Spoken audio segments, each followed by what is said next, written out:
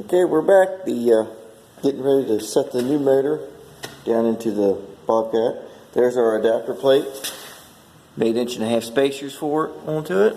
And how we came up to where this adapter plate will move to is I made a Mylar template right here. And I keyed off of these holes right here. There's a hole there.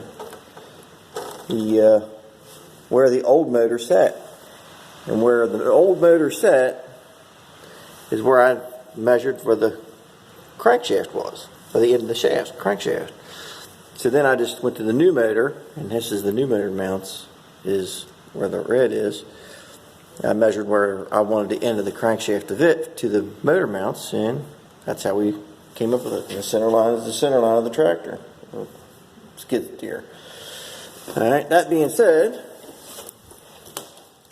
now that the plate's in, and I found out in the 1970s that they didn't really treat much for squareness, so I had to re-square some of these holes to the tractor. But we're all re-indexed. We're in the center line. Everything's good. So the adapter plate is made. It's mounted into the tractor, okay, with its 1.5 inches. And I found how to find the height over here to the other motor. What I did to get the height of the motor to make sure that the shaft was up, I just measured from the center of the shaft to the ground, and then when I get the with the old mounts onto where it was in relationship to the tractor mounts, and then I just added the height, measured the height of the crank on the new motor, and did the math, and that's what the height that I needed to be at. All right,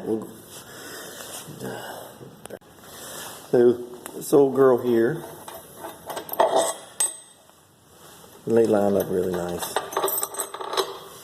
It was very little up.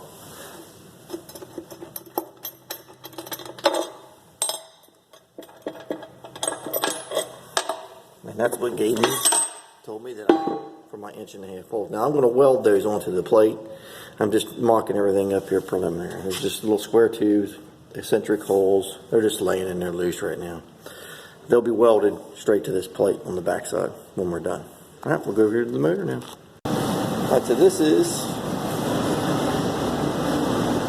she's mounting onto the plate.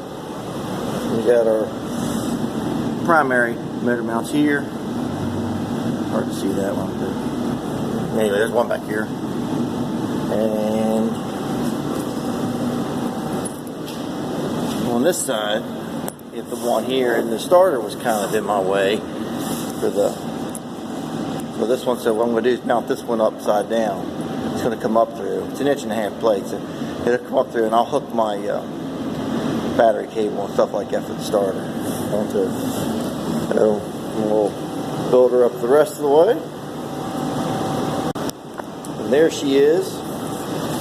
The front cover mount. This is her front engine mount right here onto it, and then she's mounted 4-pointed right here around the motor onto it. And one reason I really wanted to do that was I got to build a plate that comes up onto the front of the motor and goes over the top, and that's where the seat and everything mounts to. It literally mounts to the motor. It's just the way the Bobcat was designed. Now to the shaft. So for the front shaft, if you remember, the shaft is like super long. So what we did was we ended up cutting this section out. Whoop.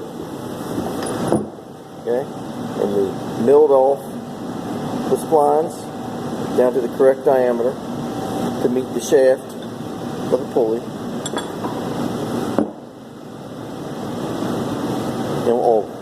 And we keyed it, by the way. Everybody knows what a key is, so I'm not going to pull it out there. And you line the pulley up.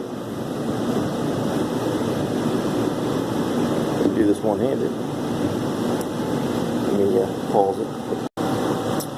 So, only literally 30 seconds to put that on. So now our bolt is like way too long, right? Because that's what it came through. Right? It goes way, it sticks out a mile, right? So what I did was, I can find the mark. I shoved the bolt into it, screwed it all the way into the shaft with this is me holding it on there, and then I backed out 2 threads, and then I took a hacksaw. You see that right there? I put a little cut into it, And that allowed me to fabricate. Actually, I didn't fabricate, somebody else did, but fabricate a bolt to fit the shaft proper direction. Slides in there, and then that'll bolt into the motor onto it. And I'll have to trim all this off into it at the final steps when we're all done. So now I have a shaft that'll go into the motor. Okay, and the end, well, I'm not going to leave that set on there unsupported. The other pulley goes onto the front of the motor, and it just tightens down with these little Allen keys. It is keyed for the keyway. There's an Allen key there. I think there's a second one or somewhere. But anyway, I'll pause it, put that on, and I'll go ahead and put it on the front of the motor.